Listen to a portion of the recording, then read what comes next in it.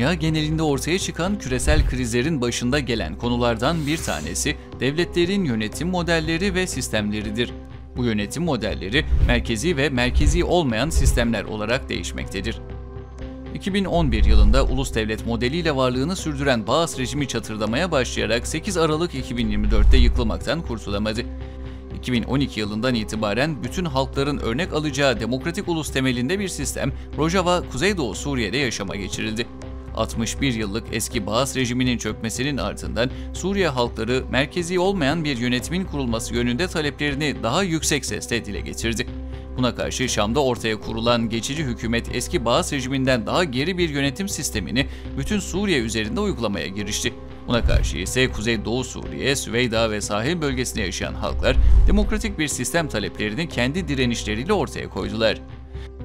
Peki merkezi ve merkezi olmayan hükümet ne anlama geliyor?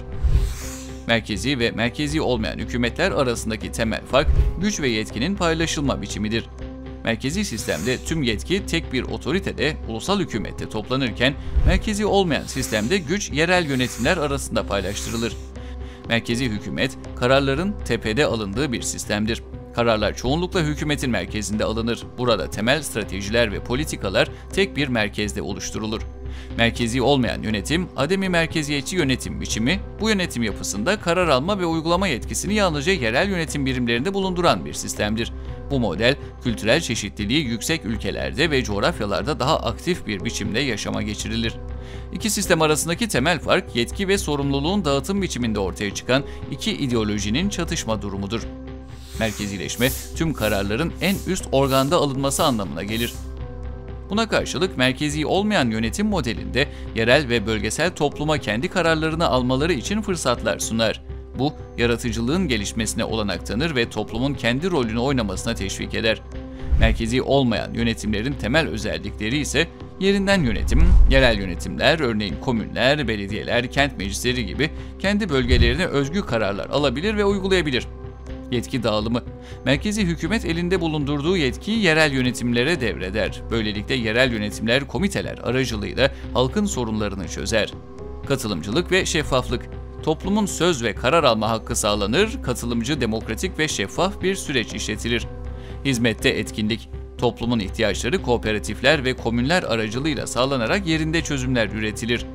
Kadınların merkezi olmayan yönetimlerdeki rolü. Kadınların rolü katılımcı demokrasi, yerel temsil ve toplumsal dönüşüm açısından oldukça önemli ve etkili bir konudur. Merkeziyetçi yapılara kıyasla yerinden yönetim sistemleri kadınların karar alma süreçlerine daha aktif şekilde katılmasına olanak tanır. Kadınlar yerel meclislerde, komünlerde, belediyelerde ve kooperatiflerde görev alarak doğrudan karar alma süreçlerine katılır. Özellikle Kuzey ve Doğu Suriye özerk yönetimi gibi örneklerde kadınlar eş başkanlık sistemiyle yönetimin her kademesinde yer alır. Bazı merkezi olmayan yönetim modelleri kadın erkek eşit temsilini sağlamak için eş başkanlık sistemini benimser. Buna en iyi örnek Kuzey-Doğu Suriye Demokratik Özerk Yönetimidir. Kadın kotası uygulamaları sayesinde kadınlar sadece sembolik değil, etkin roller üstlenir. Kuzey ve Doğu Suriye'de kadın meclisleri, kadın komünleri ve kadın savunma birlikleri YPJ gibi yapılarla kadınlar hem siyasi hem toplumsal alanda aktif rol oynar. Merkezi hükümetin temel özellikleri. Merkezi yönetim, tüm idari ve siyasi kararlar merkezi hükümet ve otorite tarafından alınır. Yerel kurumlar merkezin karar ve talimatlarına göre hareket eder. Hukuki boyut.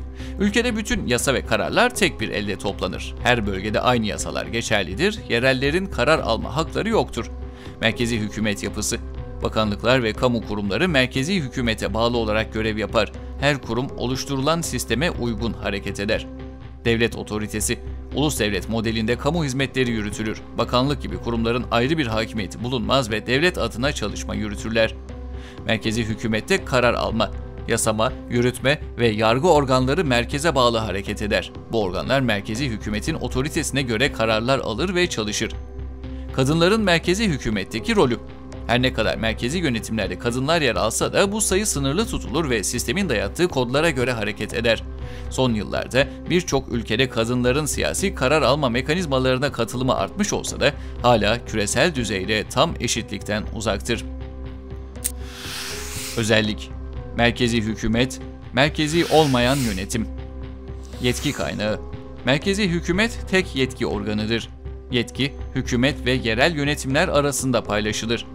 Yasama ve yargı yetkisi.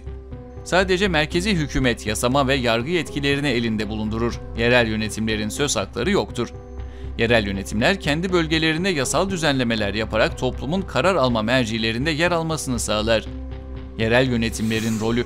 Yerel kurumlar, il, ilçe gibi sadece idari yetkilere sahiptir ve merkezi yasalara tabidirler.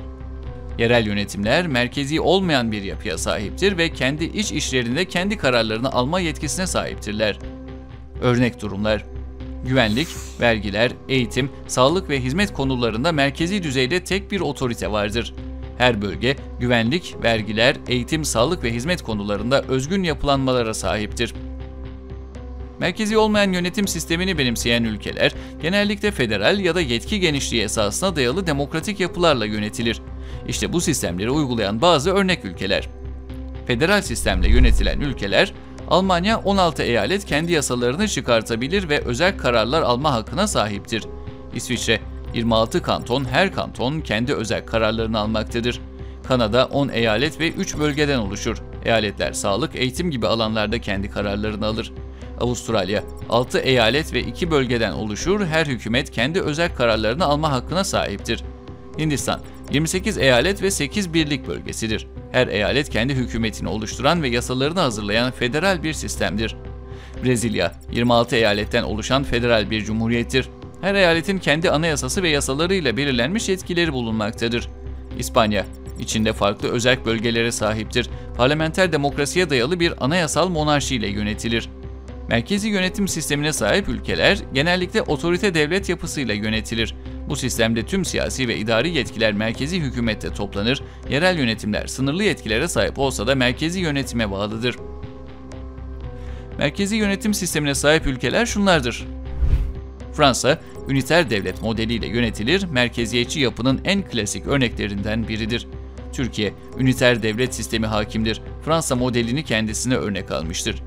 Çin, tek partili hükümet sistemiyle yönetilir, tüm kararlar merkezden alınır, yerel yönetimler sıkı denetime tabidir. Japonya, parlamenter devlet ve monarşi ile yönetilir. Yerel yönetimler oluşturulsa da merkezi kontrol baskındır. Yunanistan, üniter cumhuriyetle yönetilir, kararlar merkezi hükümet tarafından alınır. Mısır, üniter cumhuriyetin merkezi otoritesi güçlüdür. Başkanlık sistemiyle yönetilir ve kararlar merkezden alınır.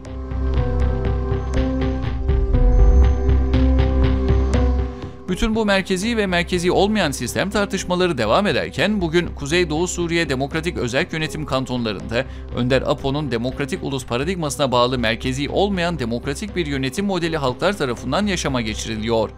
Kuzey ve Doğu Suriye Demokratik Özerk Yönetimi 7 bölgeden oluşmaktadır. Cezire, Deir ez-Zor, Rakka, Fırat, Menbic, Şehba ve Tepka. Menbic ve Şehba, işgalci Türk Devleti'ne bağlı çeteler tarafından işgal edilmesinden kaynaklı bu yerlerin durumu halen net değil. Kuzey ve Doğu Suriye örneğinde ortaya çıkan özerk yönetim modeli. Kuzey ve Doğu Suriye'nin belirlenen bölgeler ve kantonlarında yaşam komünal merkezi olmayan bir sistemle yürütülmektedir.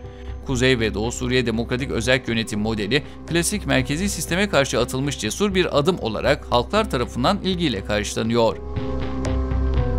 Öte yandan merkezi sistemden farklı olarak kadının merkezi olmayan sistemdeki rolü kendini şu şekilde ifade etmiştir: Kadınlar yaşamın her alanına eşit katılım ve kendi işleriyle ilgili kararları alma hakkına sahiptir.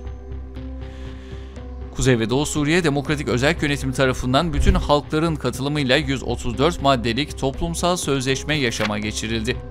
Toplumsal sözleşmenin girişinde Kuzey ve Doğu Suriye halklarının Kürtler, Araplar, Süryaniler, Türkmenler, Ermeniler ve Çerkezler olarak geleceği inşa etmek için bir araya geldikleri ifade edilirken bu sözleşme Suriyeliler arasında özgürlüğün, barışın ve birliğin garantisi olacak ifadelerine yer verilmiştir. Toplumsal sözleşmenin 11. maddesinde Kuzey ve Doğu Suriye Demokratik Özerk Yönetimi, örgütlü demokratik bir toplum ve özgür bireye dayalı olup, uzlaşıya dayalı, temsili ve doğrudan demokrasi ilkesi doğrultusunda halkların, grupların ve bileşenlerin yerel örgütlenmelerini esas almaktadır sözleriyle merkezi olmayan bir modelin ortaya konulduğu dile getirilmektedir. Kuzey-Doğu Suriye Demokratik Özerk Yönetim modeli kendi merkezi olmayan sistemini toplumsal sözleşmenin 67. maddesinde şu şekilde ifade eder: Kuzey ve Doğu Suriye Demokratik Özerk Yönetimi, demokratik ve özgür toplumsal yaşamını konfederal biçimde örgütlenen komünler, konseyler, akademiler, kooperatifler, topluluk ekonomik birimleri ve toplumsal sistemi tamamlayan kurumların oluşmasına dayalı olarak düzenler. Toplumun demokratik sistemi de bu kurumlara bağlı olarak gelişir ve pekişir. Kuzey ve Doğu Suriye'de ortaya çıkan merkezi olmayan demokratik özerk yönetim modeli aslında Suriye'nin tamamında yaşama geçirilmesi en mümkün bir model olarak toplumsal sözleşmede ifade edilmiştir. Bu modelin Suriye'nin tamamına uygulanması durumunda Suriye'nin demokratikleşmesi sağlanarak kriz, kaos ve istikrarsızlıktan kurtuluşun adımları atılacaktır.